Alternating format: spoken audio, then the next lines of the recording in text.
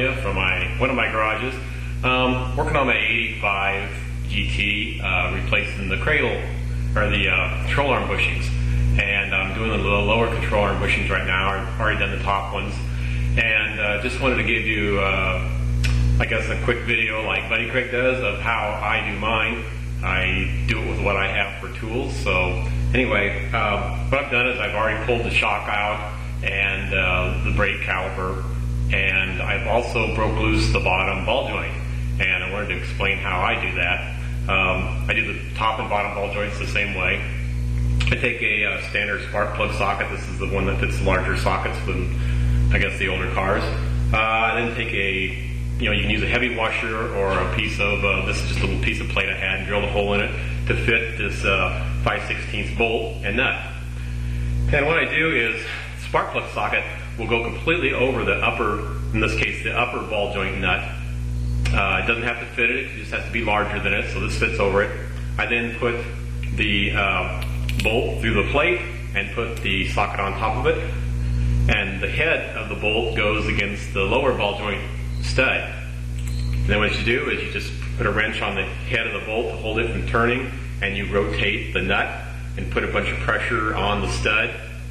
Tighten up good and tight, and then I just usually take a hammer and just tap the spindle arm where the ball joint stud goes through. Usually pops it right out. So that's what I've done with this car already. And so now I'm ready to take out the control arm bolts. And the easiest way to do that is to get one of these little guys right here. One of these air chisels. The combination of vibration and a little WD-40 will just take those control arm bolts right out in seconds.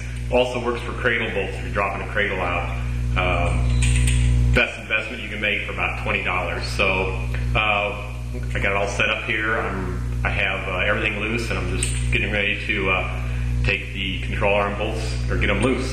So let's go on and do that.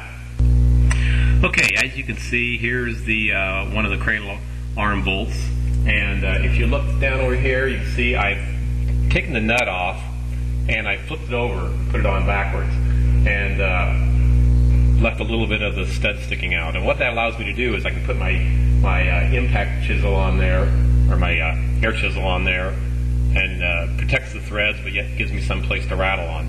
So let me get the camera situated here, and we'll put some air to this and see how easy this one comes out. This car is not too rusty, but again, this seems to work really good on a lot of different bolts to take them out when they're rusted in a sleeve. Okay, I tried getting the camera in here. I have it on the head of the bolt so you can see when it moves. Again, I'm using an air chisel. You can get electric ones if you're someplace where you don't have air, and it should work just as well. So got this ready to go here. Alright, I'm going to put it on the end of the bolt. This is on the left side. A little hard to get in here because there's a brake line right below it, but let's see what this one does. Sometimes it doesn't take too much to get these to move, so here goes.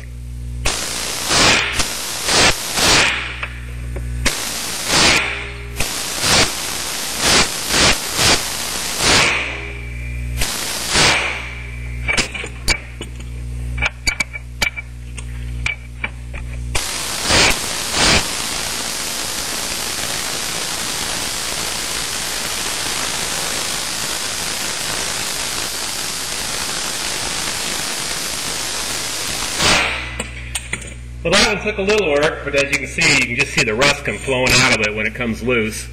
That one was stuck in there pretty good. So, anyway, a little WD-40 on that, work it around a little bit, and it'll be out of there. So, that's how you do it with an air chisel.